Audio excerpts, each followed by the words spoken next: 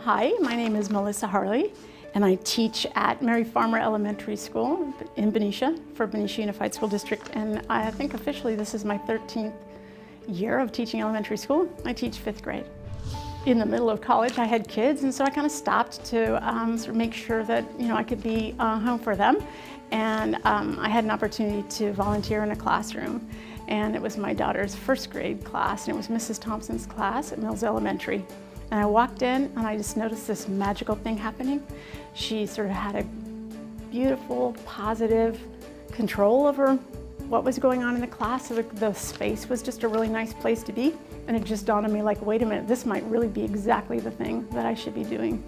Well, 5th graders are hilarious. They're like that perfect age, elementary school age, that they kind of are putting a lot of stuff together.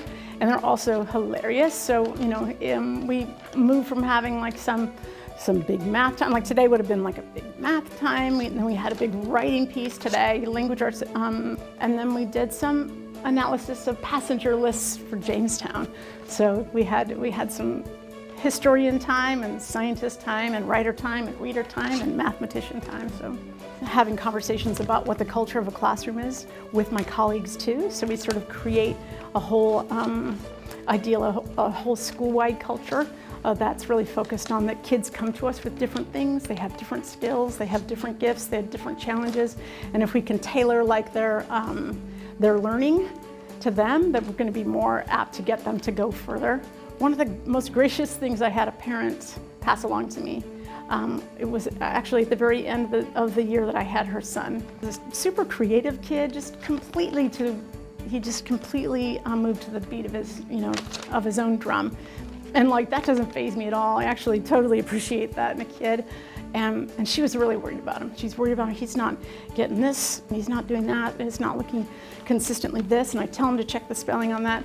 And I'm like, whoa, whoa, whoa, whoa. I said, that's not who he is, I said, here's what he is. And I had something to share with her that was like, you have kids that are high achieving kids that look a certain way, and you have kids that are gate kids that look a certain way, and you have kids that are creative kids that look a certain way.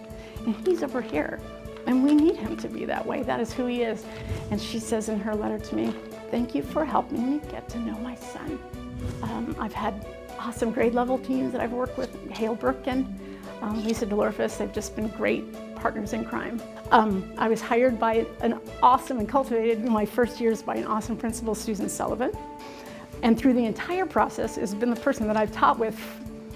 I was a student teacher in his classroom. He was my BITS mentor. It's my pal, Mr. Gomez. So we have taught together all this time.